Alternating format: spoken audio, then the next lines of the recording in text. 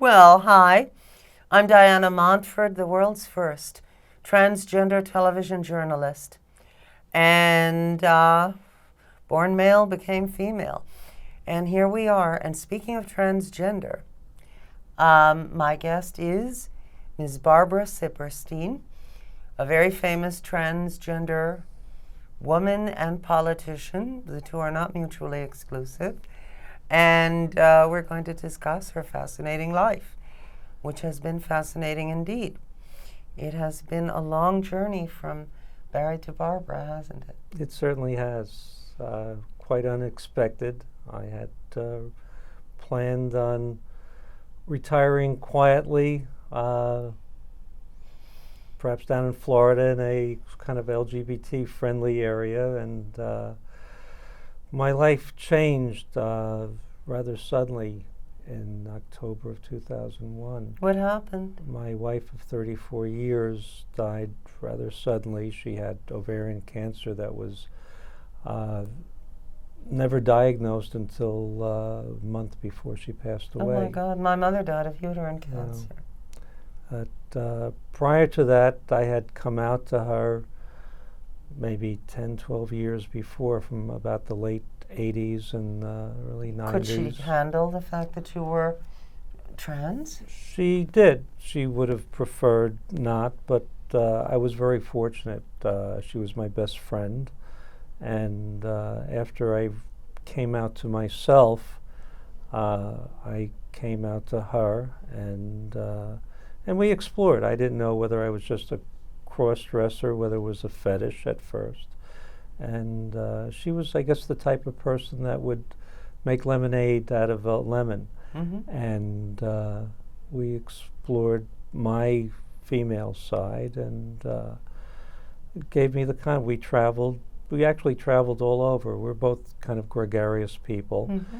And we sought out other couples, other middle-aged, middle-class couples where the husband, to one degree or another, was trans.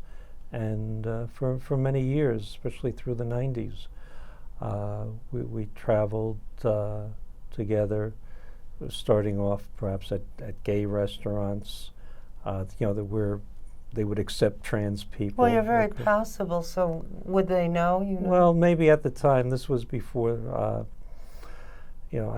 I spell my name like Streisand. Barbra. Yeah. But the difference, there are two things. I said I did have a nose job, and with my voice, you don't want to hear me sing. You had a nose job? Oh, yeah. It's a great nose job. Yeah, thank you. Very natural looking. Really nice. Yeah, well, I sought out a surgeon who would... Yeah, but I mean, no matter how good the yeah. surgeon, you can usually tell. I can't tell. Yeah. And my mother had a nose job. Yeah. She was an actress, so hers looked a little Zsa Zsa Gaborish, but Yeah. that was the style then, So I'm fortunate in that respect. Yeah, at first, after I don't know how many hundreds of hours of electrolysis, and then it took a while. The final. Is it? Now, how old were you when you transitioned? I was actually on a long transition when I came out, probably in the late to her and myself in the late 80s, Mm-hmm. and throughout the 90s, I slowly transitioned. And you were already mature at that point. Yeah, I had gotten to the point, and as I say, when we traveled a lot, we met certainly learning a lot from other people. Mm-hmm. And starting off with maybe gay restaurants, gay clubs, where Mm-hmm. we felt it was safe, it was accepted at that time. Well, have you ever to had dress. any problems with that? Not really, not Yeah. really. A lot of it is attitude. You pick your spots. Well, if I didn't know you were trans, I wouldn't know you were trans. Well, as I say in the beginning, Sure. it wasn't the same, and one of the things you develop, I think, an air of confidence. As I say, we did a lot of traveling with other people, starting off with the gay clubs, the gay restaurants, then straight restaurants, weekends, and maybe gay resorts like Rainbow Mountain. Where they probably thought you were lesbians. Yeah, in some cases, Yeah. they knew, or some of them actually developed, like, cross-dressing weekends. Like And Virginia Prince's thing. Yeah, there was a thing. One of the first things we went to was Paradise in the Poconos. Joanne Roberts was active with the Renaissance Sure. group, and then we found a couple from Texas who did cruises, and In other words, they organized the cruises, they or organized they went on a regular cruise line. They were organized. The wife was a psychologist who had written books on her trans husband. Would you like to mention their names? Well, never mind. Yeah, I've had some senior moments at that time. It'll probably Peggy Rudd, Peggy and Mel Rudd, and Melanie was actually the head of had a little president of a travel agency. Isn't that interesting? That's why they organized cruises, because they could. It was very easy. But a lot of them were regular, what we call cross-dressers. And us, once I started dressing and going out in public, I was always, I think I always wanted to do everything I did as a male, only as a female. Right. I didn't want to, well, you're very elegant, which helps, Well, thank you. I mean, if you ran around wearing a hot pink vinyl miniskirt and a halter bra, it wouldn't be quite the same. Not quite. I did. One of the things I found with myself and observing a lot of other people, especially who transition in middle age or later in life, for a brief time I went through that kind of female adolescence. Yeah, just as teenage girls go too far. Yeah, sure. And if I could get into like a mini skirt or something like that, I was a little thinner than I am today. Do you have daughters? I have a daughter and 2 sons. So you know from experiencing your daughter's adolescence that no matter how nice the girl, she was always going to look a little slutty now and then because the magazines tell her to, Well, yeah. It's also the daughter. The sons were actually easier. The daughter was. Did she have a problem with your transitioning? Actually, I was closest with my daughter, and I probably had the least trouble. She was certainly the most accepting, but maybe our relationship was a little closer. She was the youngest of my 3 children. And you're the firstborn in your family, aren't you? Yeah. Do you have siblings? I have a younger sister, and actually I didn't come out to her until after my wife passed. What did she say? She was fine. She was And fine. where were you born?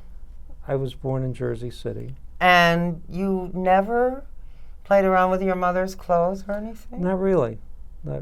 I didn't. I did not have that desire to dress. There was always kind of a sensitivity. I grew up before television.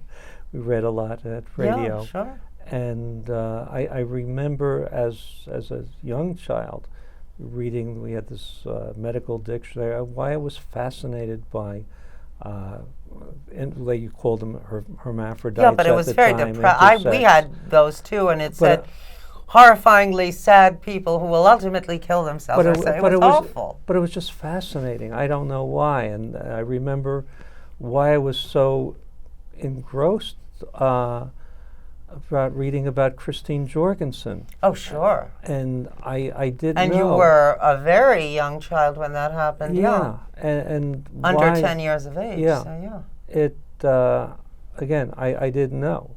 There were always, and as I reached adolescence, there was something. Did you like boys?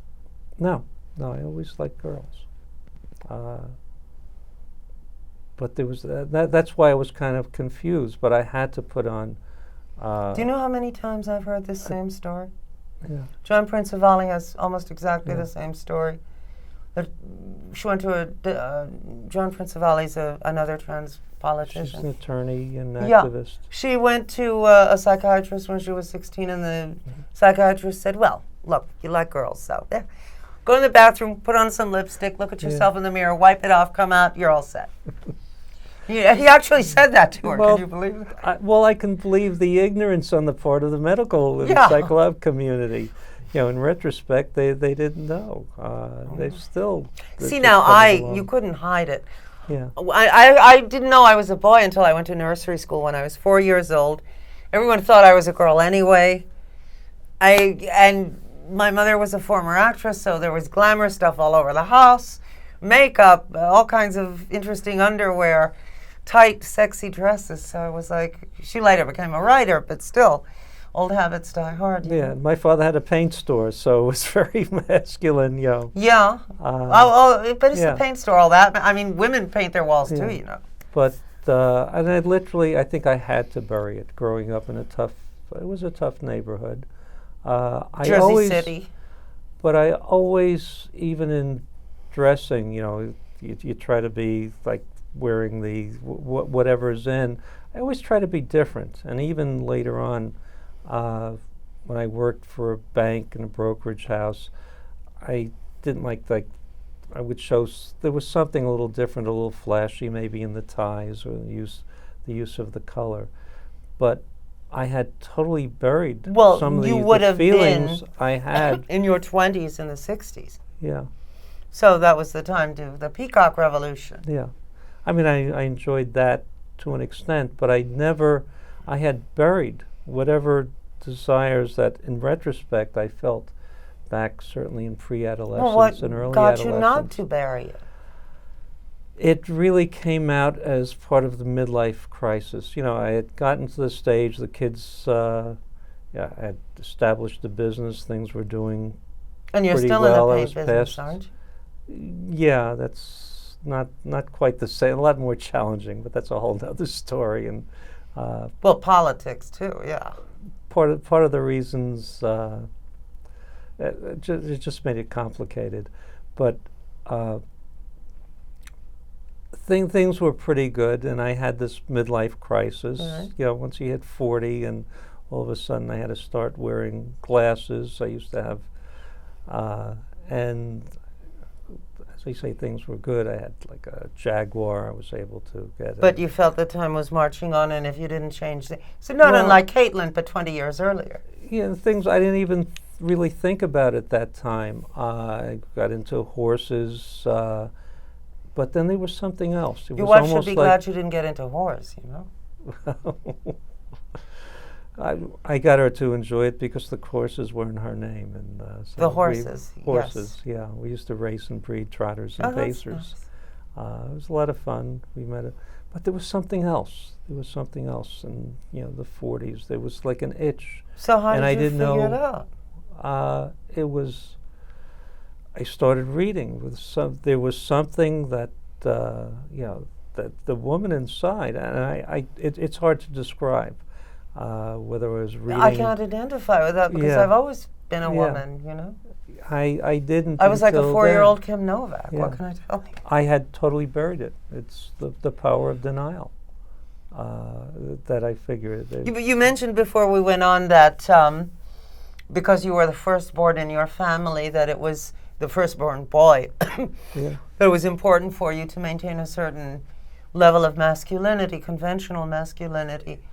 It was expected of me.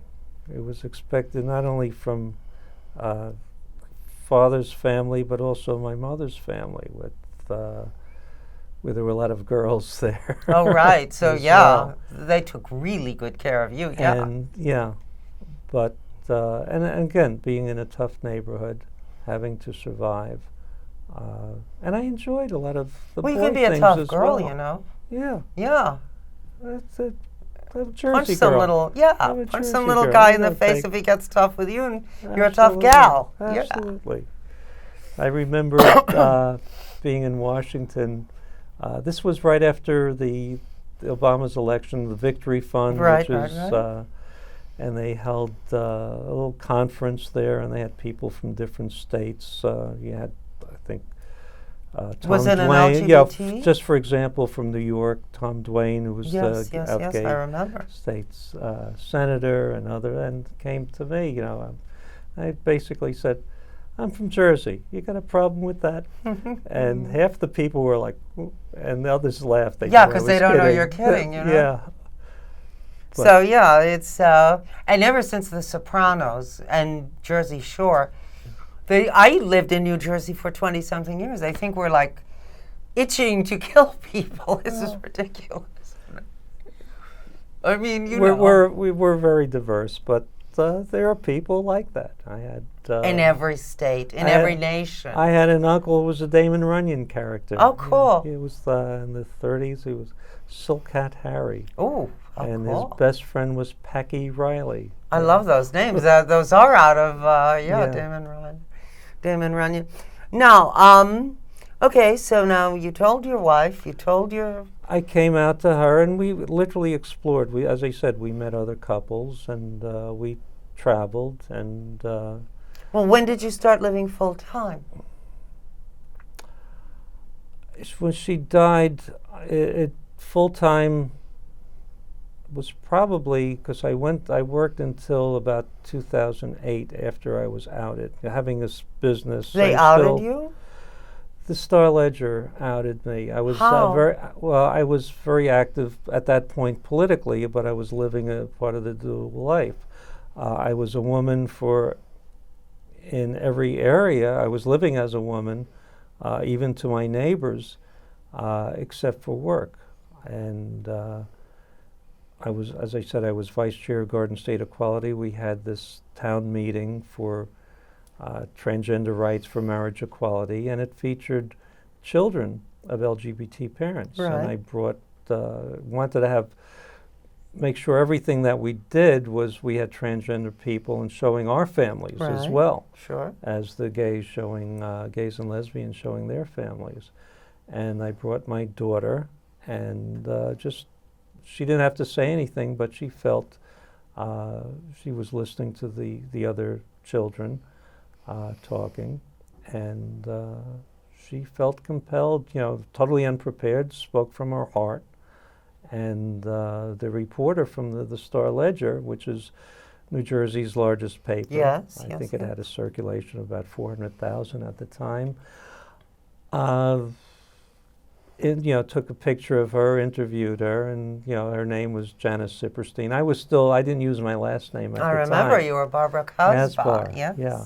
And they had Janice Siperstein, daughter of Barbara Casbar, and when they put her picture in, that was I didn't realize until the next morning. I got the paper delivered, and I said, "Oh," because my people at work, first thing they'd read the paper, And what they'd see the happened? picture. Okay, you and go to work now. I went into the office, and I called. I have 2 departments in my shop: the store manager and the 2 assistants. I called them in my office, and they said, "Yeah, what's this? Who's this Barbara Casbar?" Right. And I said, "That's me." And I explained everything, and this was it. And I try to frame it in a way of this is what I am, and at this point. What would you advise someone who's in that position? How would you say it? Well, I think what helped was the fact that they saw that my daughter, the family, was very supportive. I think that had it been some other way, it would have been much more difficult. In other words, if you're a single person without children, yeah, that might make it more difficult.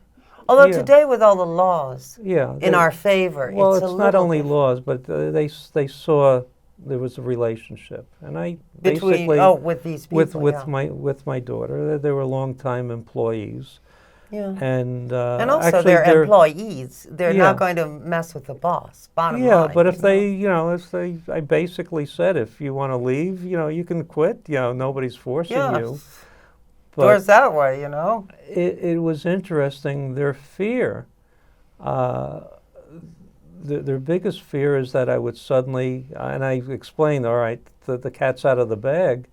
I've been outed.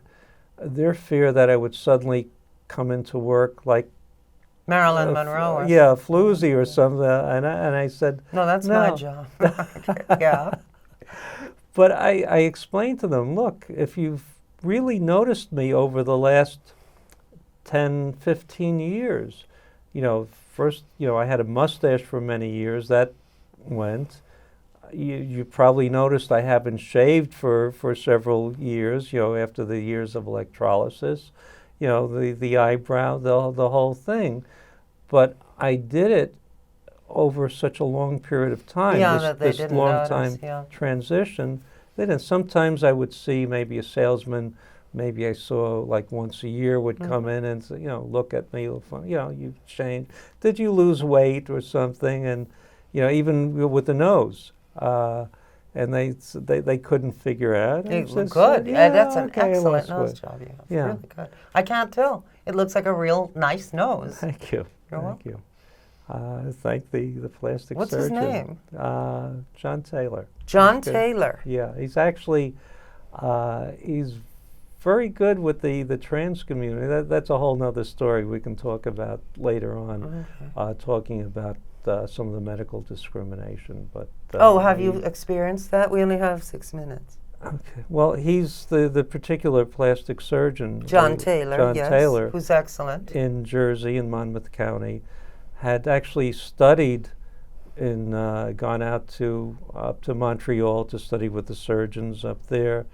Went to Trinidad, Colorado, with the surgeon. He wanted to perform the gender-affirming surgery. Oh, that's wonderful. So he does that in addition to noses and. Well, they wouldn't let him. He had privileges at the three big hospitals in Monmouth County, New Jersey, and the chiefs of surgery in each particular case. Well, what is it like now? He ended up opening up his own clinic. Wonderful. And through some of my political contacts and the networking, I've connected him with the chief physician at Robert Wood Johnson. So he can Medical now Center, perform gender. And he's surgery. Working with the people at the RWJ. And he's also an excellent plastic surgeon, Yeah. a cosmetic surgeon. Really good.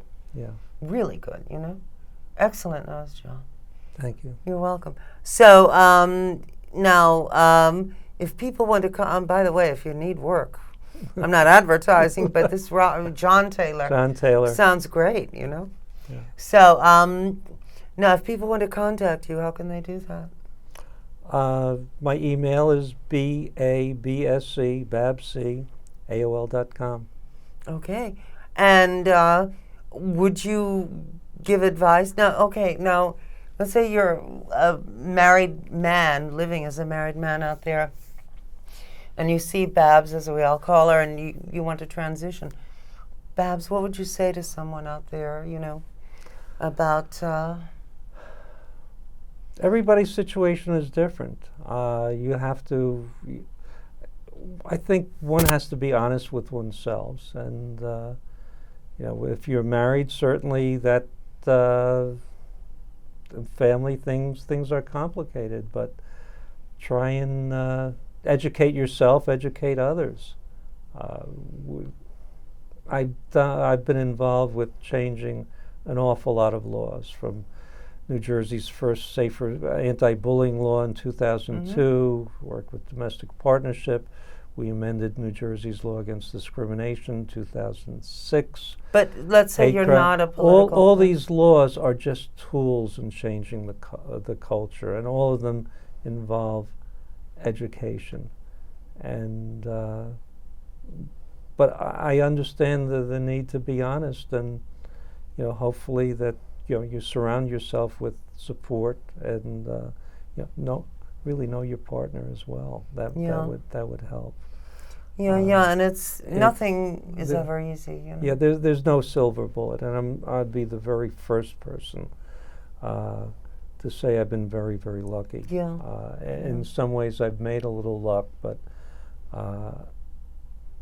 in relationships, trying to find the right balance. But you've got to be honest with yourself. You've got to be honest with those who you love. Otherwise, it'll probably eat you apart. So anyway, well, not everyone is as lucky as you've been or as I've been. And that's a fact of life. But you just put one foot in front of the other and do what you can when you can. Exactly. When my wife died, we were married 34 years. It was rather suddenly. I was totally lost, and it was a combination. I fortunately had some friends in the trans community, friends in the gay community, and some straight friends that helped push me forward to do things. And it was just literally just a matter of putting one foot in front of the other. And I found perhaps some focus in getting politically involved because I had met Sylvia Rivera in that summer. I knew her well. She was you very were nice. there at that meeting at the Yes. Metropolitan Community. That's, I think, when we first met. Yes. At the Metropolitan Many Community years ago. Church. I was still good looking then, I remember. Oh, you haven't changed. You're God love amazing. you. Well, I've changed my underwear. Anyway, so, okay. How can they contact you?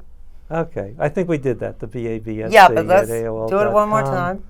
BABSC@AOL.com, and just say who you are and you want to talk, or if there are any resources I can help with. Although a lot of what I do is political. I was But Babs knows a lot of, and she can help you to access practitioners in your area of the country, wherever you might be, or of the world.